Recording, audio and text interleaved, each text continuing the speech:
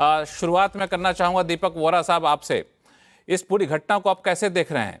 जिस तरीके से विश्व पटल पे भारत की मजबूती बढ़ती जा रही है, वैसे में इस तरह से भारतीयों को हाथों में बेड़ियां बांध करके लाया जाना और उसका वीडियो बना करके सार्वजनिक किया जाना। दीपक जी। आभारी हूँ सर, जब आप मौका देते हैं आपके शानदार चैनल पर शरीक होने का। और बाकी जो विशेषज्ञ हैं सबकी मैं बात सुनूंगा। पहले दो चीजें स्पष्ट कर देता हूँ। अमेरिका में मैं पोस्टेड रहा हूँ। जब मैं 1982-85 में वहां पर पोस्टेड था तो उस टाइम पे भी हमने कुछ भारतवासियों को हमने वापस भेजा था। उनके हाथ को भी रिस्ट्रेन किया हुआ था क्योंकि उन्होंने कानून तोड़ा था भारत में और भाग गए। उनको एक्स्ट्राडाइट किया था। अब ये जो लोग भेजे जा रहे हैं, डोनाल्ड ट्रंप के बारे में ये बता देना, इसके भारत के विश्व गुरु होने या ना होने से कोई संबंध नहीं है।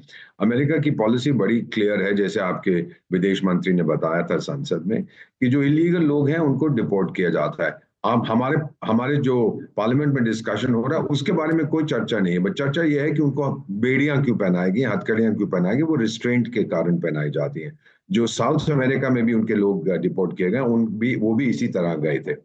सबसे पहली चीज ये होती है सर कि ये जो इंडस्ट्री है इलीगल इमिग्रेशन की इंडस्ट्री, इसको तोड़ना है, इसको बंद करना है। क्योंकि आप जानते हैं कि 40-50 लाख रुपया खर्च करके ये लोग चले जाते हैं अमेरिका। पहले ये जाते हैं लैटिन में, इक्वाडोर जाते हैं, पैराग्वे जाते हैं, यूरोप जाते हैं, फिर वहां से चलते चलते मैक्सिको आते हैं, फिर बॉर्डर पार करके अमेरिका चले जाते हैं। क्योंकि इनको बताया जाता है कि अमेरिका बस पहुंच जाओ, जितना पैसा आपने खर्च किया बहुत जल्दी आप उसको वापस ले लोगे, जो बिल्कुल सही नहीं है। सर, इनको ये भी बताया जाता है कि वो मिस लिबर्टी जो स्टैचू है ना, जो मूर्ति है न्यूयॉर्क हार्बर के बाहर, कि आपके जो गरीब हैं, जो लोगों पे जुल्म होते हैं, मेरे पास भेजो क्योंकि मेरे हाथ में मशाल है और मैं सुनहरे द्वार के पास खड़ी हूँ। सोचते हैं कि वहां सोना ही सोना ही सोना मिलेगा जो ये बटोर सकते हैं। तो पहली चीज है, ये जो इलीगल इमिग्रेशन इंडस्ट्री है इसको बंद करना पड़ेगा। बहुत स्ट्रिक्टली भारत सरकार इस पर काम कर रही है।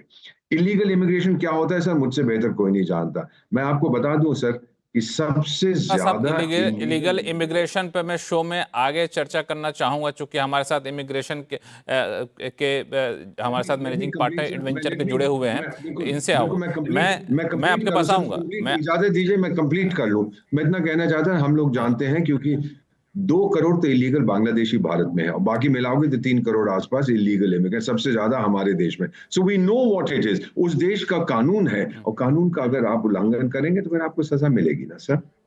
इससे ज्यादा मैं क्या कह सकता हूं। बिल्कुल, हाँ बिल्कुल। चारू प्रज्ञा जी हमारे साथ जुड़ चुके हैं, भाजपा के प्रवक्ता हैं। चारू, ठीक है, कानून तोड़ा, उनके देश में घुस गए, लेकिन वापस भेजना था, ये पता था कि इन्होंने साइन कर दिया है वापस भेजने के कानून को, वापस आना है। तो भारत सरकार क्या डिप्लोमेटिक तरीके से इसको बाइज्जत वापस लेने के लिए कोशिश कर सकती थी? जैसा कि प्रियंका गांधी का बयान हमने सुनाया कि हम लोग क्या अपनी फ्लाइट नहीं भेज सकते थे? लक्ष्मण जी नमस्ते और धन्यवाद मुझे अपने शो पर बुलाने के लिए। देखिए, शर्म की बात यह है कि प्रियंका गांधी वाड्रा जब बयान देती हैं तो वो अपने बयानों के साथ तथ्यों का ख्याल नहीं रखती।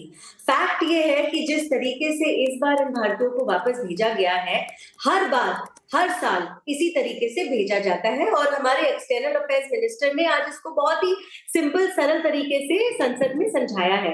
मैं कुछ चीजें आपको बता देना चाहती हूँ। जो रूल है, पहली बात, उसके हिसाब से जो विमान भेजा जाता है, जो एयरक्राफ्ट भेजा जाता है, वो इसी तरीके से होता है, इसमें कोई चेंज नहीं है। जो रिस्ट्रेनिंग पॉलिसी है, हैंडकफ्स लगाने की पॉलिसी है, इसमें भी कोई बदलाव नहीं है। हर साल इसी तरीके से लोग वापस भेजे जाते हैं और हर देश में, ये केवल भारत की बात नहीं है, जिस भी देश के इलीगल घुसपैठियां यूएस में जाते हैं, ये इसी तरीके से वापस भेजे जाते हैं। महिलाओं को और बच्चों को हथकड़ी नहीं लगाई जाती।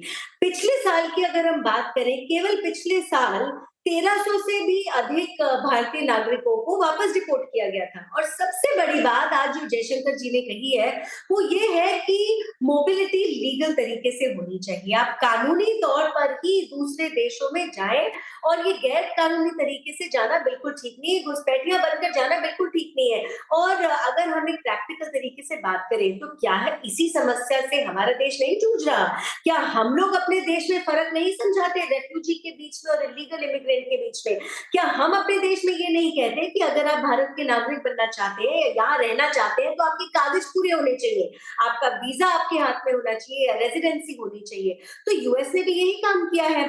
जयशंकर जी ने आंकड़े भी दिए हैं, 2009 से लेकर 2025 तक के सारे आंकड़े उन्होंने हमको दिए हैं। और अगर हम इसकी गिनती करना चाहें तो मैंने आपको जैसा बताया, पिछले साल 1300 से भी अधिक आए हैं, 23 में 670 आए थे, 860 22 में आए थे, 805 21 में आए थे, करीब 2000 2020 में आए थे। तो ये प्रक्रिया लगातार चलती चली जा रही है। लेकिन शर्म की बात यह है कि ऑपोजिशन को केवल इसमें वल्चर पॉलिटिक्स करनी है, गिद्ध की तरह मंडराते हैं, नॉर्मल प्रोसीजर्स पे भी उनको झपट्टा मारना है और देश की बदनामी करने की कोशिश करनी है। यूएस का जो ये रूल है, जो ये लॉ है, वो केवल भारत के लिए नहीं है, वो पूरे विश्व के लिए है और उसी का पालन किया गया है। पूजा त्रिपाठी, ये यूएस का लॉ है, सिर्फ भारत के लिए नहीं, पूरे देश दुनिया के लिए, हर देश के साथ इसी कानून का पालन किया जाता है, फिर इस पे विपक्ष की राजनीति क्यों? देखिए लक्ष्मण जी, अभी चारू जी कह रही थी हर बार ऐसे होता है, तो क्या वो एक तस्वीर, एक वीडियो यूएस द्वारा जारी, भारत द्वारा जारी कहीं से भी दिखा दे कि लोगों को मिलिट्री एयरक्राफ्ट में हाथों में बेड़ियां, पैरों में बेड़ियां, ये सब पहना के भेजा गया था। वो इलीगल इमिग्रेंट है, आपको उन्हें देश से निकालना है, वो अवैध तरीके से घुसे थे, आप निकालिए। पर बेकदरी और अपमान क्यों? मानवाधिकार भी बिना किसी अपराध के आपको बेड़ियां पहनाने की इजाजत नहीं देता है। प्रत्यक्षदर्शी जो उस प्लेन में बैठे थे वो ये स्टेटमेंट दे रहे हैं कि 40 घंटे से उन्हें टॉयलेट यूज नहीं किया गया था। वो जितने लोग आए हैं उसमें 19 महिलाएं भी थी। अजय शंकर जी ने आज फ्लोर ऑफ द हाउस में ये कहा है कि बच्चों को रेस्ट्रेन नहीं किया गया था। आप इससे पहले भी आए हैं, कभी 900 का आंकड़ा दिया गया, कभी 600 का आंकड़ा दिया, कभी 700 का आंकड़ा दिया गया, पर इस बेकदरी और इस अपमान से नहीं आए थे। कोलंबिया छोटा सा राष्ट्र है, उसके राष्ट्रपति गुस्तावो पेरोतो ने ये कहा कि इलीगल इमिग्रेंट कोई अपराधी नहीं है, और उन्होंने मिलिट्री एयरक्राफ्ट को अपने देश में उतरने से मना कर दिया। ना वो 56 इंच के सीने की बात करते हैं, ना वो किसी ये बात करते हैं कि मैं ईश्वरीय अवतार से पैदा हुआ हूं।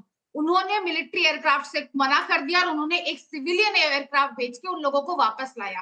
वो इकोनॉमी जो हमारे से काफी पीछे, हम तीसरी बड़ी इकोनॉमी का दावा करते हैं, 39वें नंबर पर है, वो तक अपने भारतीयों की, अपने लोगों की गरिमा के लिए स्टैंड ले रहे हैं। मार्टिन लूथर किंग ने कहा था, लक्ष्मण जी, मैं यहाँ सबको बताना चाहूंगी कि कानून दो प्रकार के होते हैं। एक होता है जो मानवीय गरिमा का ध्यान रखता है और दूसरा होता है जो तार तार करता है। इस देश की सरकार का ये जिम्मेदारी थी या यह दायित्व था कि उनकी मानवीय गरिमा को, और वो किस लिए गए हैं। आज जब 4.5 लाख 2013 में 4.5 लाख इलीगल इमिग्रेंट थे, ये मिनिस्ट्री ऑफ एक्सटर्नल अफेयर्स की वेब डेटा है, मेरा डेटा नहीं है, और आज ये 7.5 लाख हो चुके हैं। अगर हम US customs and border patrol की डेटा की बात करें तो 1227 थे 2013 में, जो अब पिछले साल तक 96,000, तकरीबन 96,000 की वृद्धि हुई है। ये क्यों हो रही है? क्यों छोड़ रहे हैं देश, जब देश में अच्छे दिन आ चुके हैं, जब देश में इतनी आर्थिक अपॉर्चुनिटीज है, ये क्यों छोड़ रहे हैं? इन लोगों को यहाँ बेरोजगारी जितनी चरम पे, इनको रोजगार नहीं मिल रहा है। ये घर, जमीन, गहने बेचकर, ये सिस्टम के मारे हुए लोग हैं, उधार लेकर यहाँ पे जाते हैं, जो भी जाए टंकी रूप से चाहे, मैं उनका साथ नहीं दे रही हूँ, वो अवैध है, उन्हें बाहर निकालिए।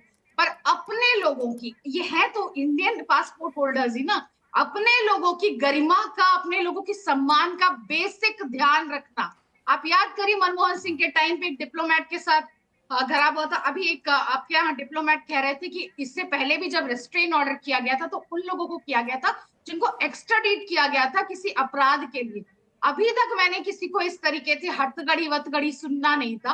तो मेरा चारों को जवाब देना चाहती हैं पूजा, चारों को जवाब देना चाहती हैं, चारों। देखिए, जब